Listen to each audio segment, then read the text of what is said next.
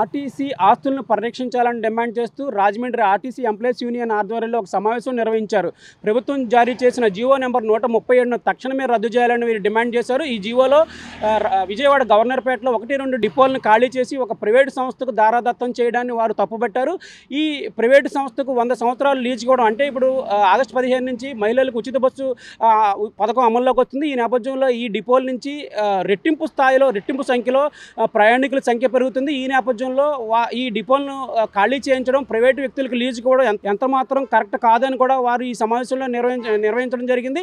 ఈ సమావేశంలో ఆర్టీసీ ఆస్తులను పరిరక్షిస్తామని ఎన్నికల ముందు వాగ్దానం చేసిన ప్రభుత్వ పెద్దలు ఎన్నికల తర్వాత మాట తప్పారని కూడా వారు ఆక్షేపించడం జరిగింది. మొత్తం మీద చూసుకున్నట్లయితే ఈ జీవోను వెంటనే రద్దు చేయాలని వారు డిమాండ్ చేశారు. ఈ యొక్క సమావేశానికి ముఖ్య ఉద్దేశ్యం ఏపీఎస్ఆర్టీసీ ఆస్తులను రక్షించుకుందాం, అలాగే ఏపీఎస్ఆర్టీసీని పరిరక్షించుకుందామనే అంశం మీద ఏపీఎస్ఆర్టీసీ ఎంప్లాయీస్ యూనియన్ రాష్ట్ర కమిటీ ఆదేశాల మేరకు ఏపీఎస్ఆర్టీసీ ఎంప్లాయీస్ యూనియన్ తూర్పుగోదావరి జిల్లా కమిటీగా ఇక్కడ సమావేశాన్ని ఏర్పాటు చేయడం జరిగింది.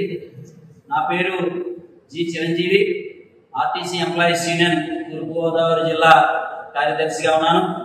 నా సహచరులు త్రిమూర్తులు, సత్యప్రసాద్, అలీషా, అలాగే దొర, వీళ్ళందరితోటి ఈ యొక్క కార్యక్రమాన్ని ఏర్పాటు చేయడం జరిగింది.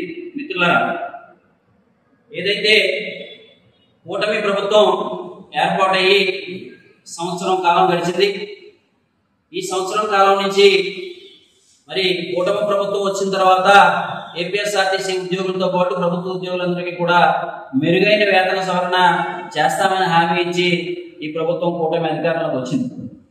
మరి అటువంటి పరిస్థితుల్లో ఈ యొక్క పరిపాలన చూస్తే ఏపీఎస్ఆర్టీసీకి ఉన్నటువంటి ప్రధానమైనటువంటి ఆస్తి అయినటువంటి గవర్నర్పేట 1-2 డిపోలను సుమారు 400 కోట్ల రూపాయలు విలువైనటువంటి ఆస్తులను జీవో నెంబర్ 137 ప్రకారంగా లూలు మాల్కు 99 సంవత్సరాల అగ్రిమెంట్కు 99 రూపాయలు అద్దె తీసుకుంటూ ఉచితంగా కట్టబెట్టినటువంటి పరిస్థితిని ఏపీఎస్ఆర్టీసీగా ఎంప్లాయీస్ యూనియన్గా వ్యతిరేకిస్తూ ఉన్నాం.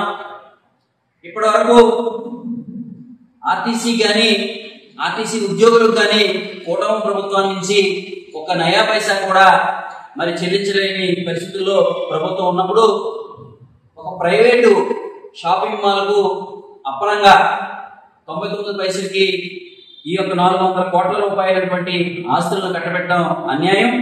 కాబట్టి ఖచ్చితంగా రాష్ట్ర ప్రభుత్వం ఈ జీవో నెంబర్ 137ను తక్షణమే రద్దు చేయాలని ఈ యొక్క జిల్లా కమిటీగా డిమాండ్ చేస్తూ ఉన్నాం. మరి అలాగే ఈ యొక్క ప్రభుత్వం 2014-19 సంవత్సరంలో కూడా ఆర్టీసీ ట్రైనింగ్ కళాశాల అయినటువంటి విజయవాడ గన్నవరం సమీపంలో ఉన్నటువంటి ట్రైనింగ్ కళాశాలను కూడా ఐఐసిఎల్ కంపెనీకి 29 ఎకరాలు ఇవ్వడం జరిగింది. దానికి బదులుగా మనకు ఆస్తులు ఇస్తామని అప్పుడే హామీ ఇచ్చి నేటికి సుమారు 9 సంవత్సరాలు అయినప్పటికీ కూడా 29 ఎకరాల బదులు 29 గజాలు కూడా భూమి ఏర్పాటు చేయకపోవడం అన్యాయం. ఏ ప్రభుత్వం అయినా డెవలప్మెంట్ చేయాలంటే పల్లెటూరుల్లో కానీ ఈ యొక్క సిటీకి అవుట్కట్స్ లో ఉన్నటువంటి ఈ ప్రాంతాలను డెవలప్ చేసి అక్కడ ఏదైనా షాపింగ్ మాల్స్ నిర్మాణానికి స్థలాలు కేటాయించవలసినప్పటికీ పరిస్థితి ఉన్నప్పటికీ అభివృద్ధి చెందినటువంటి గవర్నర్పేట 1-2 డిపోలు లాంటి మరి ప్రజలకి చాలా ఉపయోగకరం. ఆ టౌన్ లో ఒక ఆసుపత్రికి కానీ మిగతా ఏ అంశాలకు కానీ వచ్చినటువంటి ప్రజలకు ఉపయోగపడినటువంటి ఈ డిపోలను మరి ప్రైవేట్ కంపెనీలకు దారాదత్తం చేయడం అనేది ప్రభుత్వం కుట్రలో భాగంగా అనిపిస్తూ ఉంది. ఈ యొక్క విషయాన్ని మరొకసారి ముఖ్యమంత్రి గారు పునఃపరిశీలించి జీవో నెంబర్ 37 రద్దు చేయవలసిన ఆవశ్యకత అయితే ఎంతనే ఉంది. ఈ యొక్క ప్రెస్ మీట్ ఉద్దేశం కూడా ప్రభుత్వాన్ని విమర్శించడం కాదు, కానీ ఏదైతే ఏపీఎస్ఆర్టీసీ సుమారు 75 సంవత్సరాల చరిత్రలో ప్రజలకు అత్యధికమైనటువంటి సేవలు అందిస్తూ ఉంది. నేడో రేపో ఆగస్టు 15 నుంచి ప్రజలకు ఉచిత ప్రయాణం, మహిళలకు ఉచిత ప్రయాణం ఇస్తున్నాం. దాంట్లో భాగంగా ఈ గవర్నర్ 1-2 డిపోలకు వచ్చినటువంటి మరి మహిళా ప్రయాణికులు చాలా ఇబ్బందులు పడుతున్నారని కూడా ఈ సందర్భంగా తెలియజేస్తున్నాం.